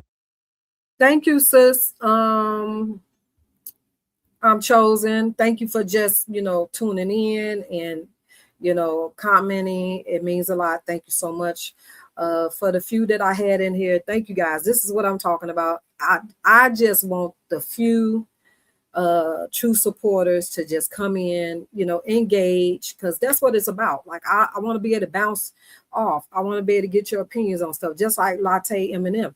She shared some stuff with me that I didn't even know about, and I'm going live about it. You know what I'm saying? So no, did I dive into investigating it more before I went live about it? No, I thought I knew enough to, discuss it. But shoot, she gave me an earful. I didn't know a lot of the stuff that she told me. So that's gonna make me, go into it more. And just in case I do a part 2, I will probably come back once Jedidiah gets to Florida and he go live again, just to see, what he found out, and then what his take would be on once he speaks to the apostle, once he speaks to him and see, if he still feels the same as he felt from the first day, if he get more clarity on the situation. But me personally, the apostle is guilty. He's social media guilty at this point. So we done already put him in the guilty corner. So, because it's just too obvious. The stuff is too obvious. If you're a person that's been around this type of stuff, that's seen it before, then the signs, the behavior, all that. So it's not too much he can say. Of course, he would have to be proven guilty in the law, but social media law, he is in the guilty corner. Okay, him and that mama. I ain't letting up off the mama, because this wouldn't be able to happen to that child without her assistance of allowing it to happen. Because one thing for sure and two things for certain, I am a true believer that nothing can happen to you or your child unless you allow it to happen. Nobody can mistreat you or do anything to you unless you allow it to happen. And if you stay in some situation like that, then you are just as much responsible. The same way with the R. Kelly situation. Everybody know, or some people do know, I know R. Kelly personally. Okay. R. Kelly has been to my house on several occasions, with my ex-husband who, is in the music industry. So yeah, I blame the ex-wife. Why she out here flaunting and dancing and twisting and twirling and all that stuff. She needs to be locked up too, because I don't care what nobody say. She knew what was going on and she stayed silent. Now all of a sudden out here, she want to, do her little 1-2 and, go on these platforms and smear campaigns and all this type of stuff, telling her truth, her so-called truth. But you had an opportunity to say something and you didn't. And then you still carrying your so-called abusers, abusive ex last name. For what? For clout, for notoriety or whatever. You still carrying it for a reason. Me, if that was me and I, was done this way or part of this sick individual that you claim, I wouldn't want to be tied to him no type of way. The kids done already changed their name and their identity. Change your name, sis. Why you holding on to that name? Because you know no one would know you without it. So his name still holds pressure. Because nobody would know her if she didn't have that last name, Kelly. I don't care what nobody say. And she's holding on to it for a reason. Because she knows she would be irrelevant without it. You know, she probably done got a couple of, you know, clout now because her speaking about it, and people know her face now. People know her dances and all that type of stuff. But prior to, nobody would have known who she was without that name, without that last name. She done been remarried. Now, remind you, she been remarried before because she was on a show, R&B Divas, where she married a young man from Chicago. So she ain't innocent. Why she didn't change her name then? Why she didn't keep the last married name? She kept Kelly because she know it carries weight. Just like somebody else we know try to carry RH's last name because they knew, she knew that it carried weight. And without it, she was irrelevant. Gained some tractions because of the situation, but she would have been irrelevant without that name. That's why she wanted to hold on to it, right? So yeah, I just think, you know, hey, I don't look at neither one of them as Tina Turner, because Tina Turner deserved that name because she went through HEA, and it was in plain sight when she was on stage and stuff with black eyes, covering up black eyes and swollen faces and stuff like that. She had broke nose, broke chins, all type of stuff. So she deserved to keep that last name.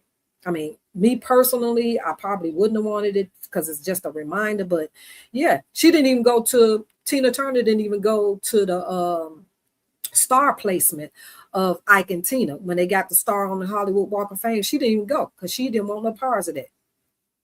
She didn't even want to be still tied to him in that way. She went to her own when she got her own star, but she didn't go to the Ike and Tina one. Did y'all know that? Sure didn't. But yeah, let's finish playing. And if y'all want to see the entirety of Jedidiah's video, because I'm not going to play the whole thing, I might come back and play the other half because I've been on for a minute. I don't want to bore you guys. I thank the ones that stayed in, that stayed tuned, but I don't want to bore y'all and keep you, you know, I know it's Sunday. People don't cook Sunday dinner. They don't got the ninja-itis, like latte, and I fell asleep on me. So I'm sure I'm chosen.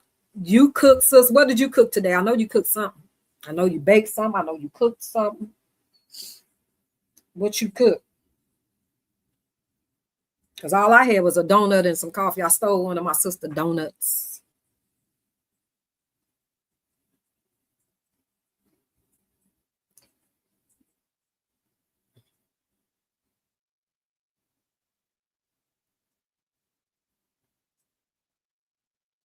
But I gotta get Sade too. But anywho, so we're just gonna play a few. I just want to hear a little bit more of what she said, and then I'll come back with the other half. Let me see. I'll try to anyway. Let's see. Entrepreneurship, that is a big one in my household with my children.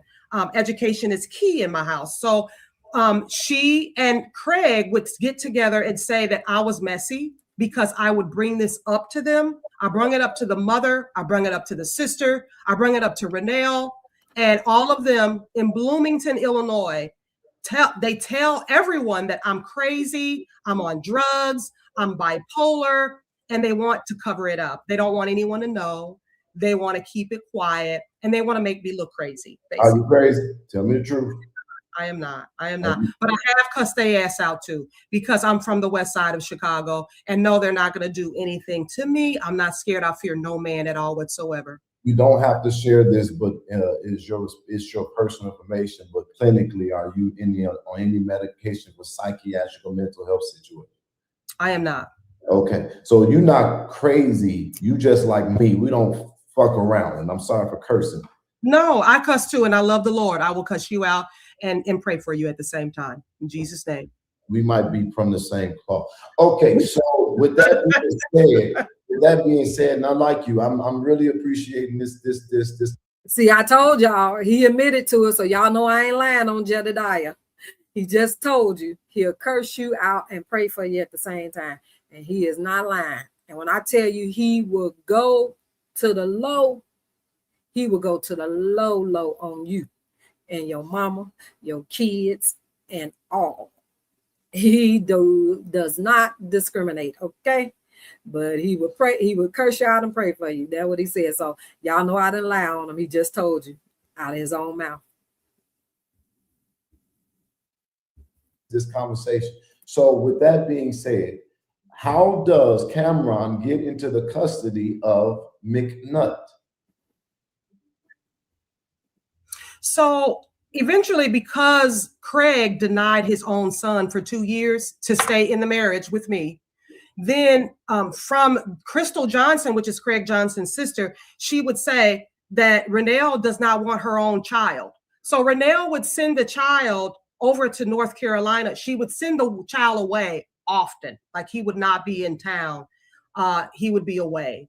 And so eventually she sent him to TD McNutt because when we made the report of him abusing my daughter or sexually assaulting my daughter, detectives asked me, they said, do you want him locked up, or what is it that you want to do with this situation? I told the detectives that I want him to get counseling because I know that his household was not a proper household. The grandmother, Cynthia Johnson, she definitely wasn't the proper household as well. And so I wanted him to get away from those people. So I told the detective that's what I wanted. So from there, I believe that the detective communicated that they wanted Cameron in some type of counseling.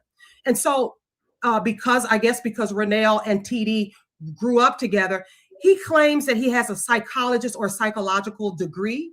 And maybe he communicated that with the detectives that he was or he is a psychologist. And so that is the reason I thought that he was placed with TD McNutt to get some help and to get counseling. It's from what I understood. If that answers the question. Cameron. Okay, so now this is interesting. So let me put this timeline in perspective here. So this happens when Cameron is about 11 or 12 with your daughter. Yes. And cousin. And cousin. He then years later stands in front of McNutt's church, who's counseling him and mentoring him, and he confesses that this happened. He did not confess right away. He did not confess right away. So it was years before. Hold on. I just want to make sure I got the timeline right. I just want to make sure I got the timeline right. Sure. He confessed years later in front of the church. And then that is why you then go file a police report. No. So I filed the police report when my daughter actually there was a sexual assault counselor that came to the school to talk to the children. And my daughter communicated that to the sexual assault activist at that time. And so when she was 15, and Cameron and my daughter are 7 months apart. So she was 15 and he was 15 at the same time. And so she communicated that. We had DCFS police reports. And then probably about a couple of months later, he was shipped down to TD McNutt. Years later, he ended up, about a couple of months later, TD McNutt ended up having him to apologize to my daughter.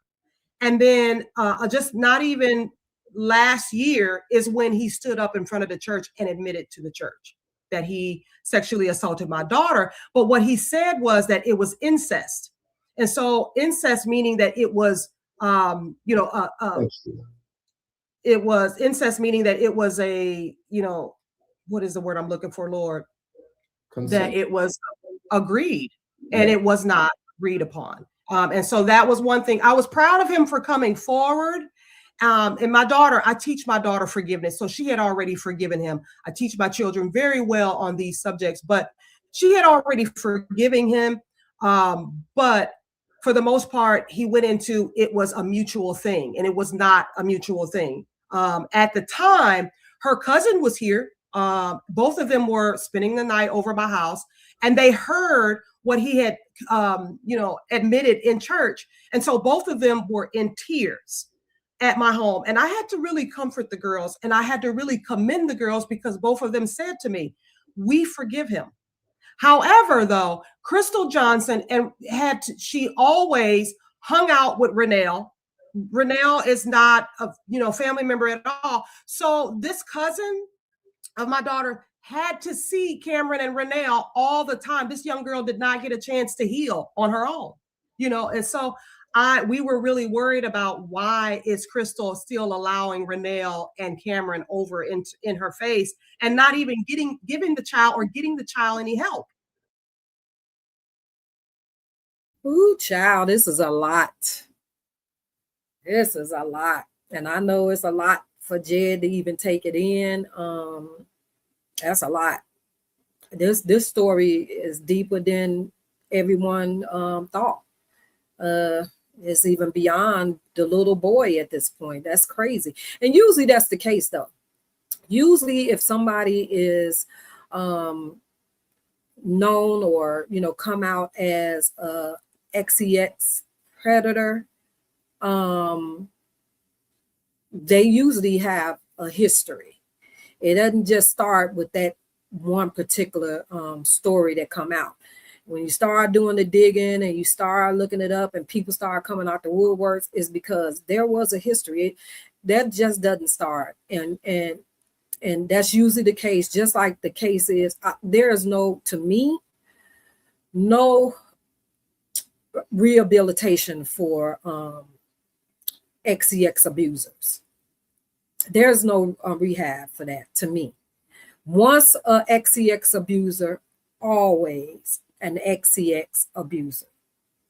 I don't feel that none of them can be rehabilitated. And that's just my opinion on it. Everybody else might have a different take on that, but my opinion, there's no rehabilitation for XEX abusers, especially when it comes to children, young people. I mean, overall, anybody, because you mentally, you're sick. There's some type of disconnect, some type of brain function that doesn't line up with reality for a person to do harm to a child, whether it's physically abuse, XEX abuse, any of those things. To me, something mentally. And I just feel there's no medication or no rehabilitation that can fix that.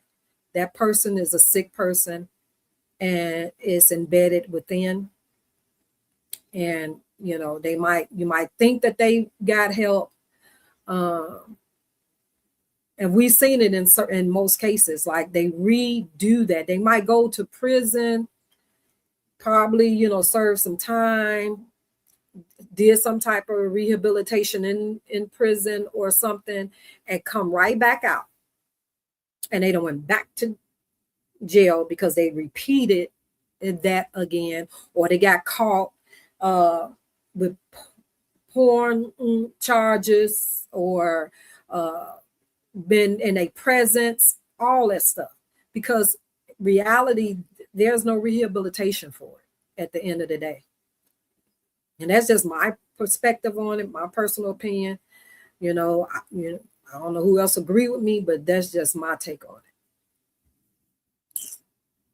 Because she said it happened with her prior to, and then he went and repeated it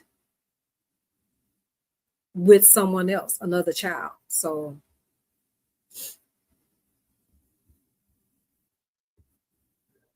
we are still, even to this day, worried about the cousin. When you heard those words come out of Cameron's mouth, or when he confessed this in front of the church, you were sitting in the church that day? I was not. Actually, because I live in Illinois and they're in Florida, I was online and I was watching from online. I was in tears because not only does this affect my daughter, this affects me too. And I didn't realize how deeply it affected me that he abused my daughter. I took them over to their grandmother's house in trusting that their grandmother, their blood grandmother, would protect them. And she did not. And so that leaves me in a position to feel like I didn't even protect my own child, allowing the grandmother to have access to my daughter and then allowing this to happen over at grandmother's house. I was just. Oh, she just reminded me what I was trying to remember about another situation where people that you entrust your kids with be family members that violate or embed people that violate your kids. It be uncles that you trust, aunties that you trust, sisters, brothers, nephews, cousins, grandmothers, the most sacred ones that you feel that your kids will be the most protected with. The grandmother, the grandparents. And a lot of times they're being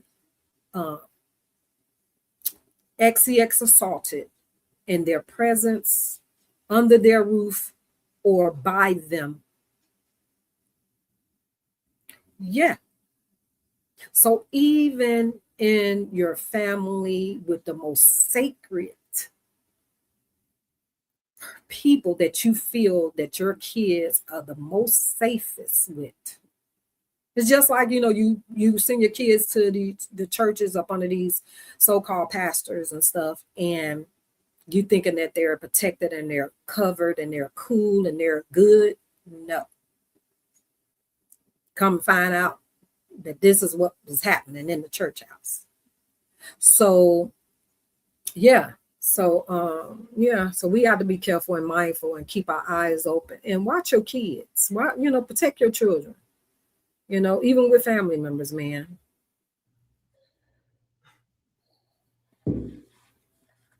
They call me crazy because I did cuss their ass out about all of this. And, they still don't like me to this day because of all of this. And it's unfair to me that they would make me seem like I'm a crazy person because I address the disgusting things that they have done to my children. Oh, this ain't it. It's more to it. It is a lot. It's a lot. I'm literally overwhelmed to actually hear this coming from a witness or an actual person. But you did the right thing and filed the report. And then now, right after that, here comes Junior at school, getting in trouble, making these accusations. And the timeline of this is just insuccinct in a very strange way. Then I ended up getting into it with Craig. His stuff comes out. And then now you then popped up. And it's just been a consistent thing. Even the way this is in the gospel industry and all the names that are coming up in the background in the gospel industry and how church culture covers this behavior, overlooks it, disciplines it. Yes. I for the last 3 days have had to find a way to find my peace because I am so disturbed about how much has not come to the public yet about this case. So I want to say to you, I applaud you. Because if you didn't come on here today, regardless of what the court of public opinion will try to do, there will be some missing pieces. And I want you to know that no matter how this process went, thank you for saying something even now, because a lot of people don't say nothing ever. And they don't.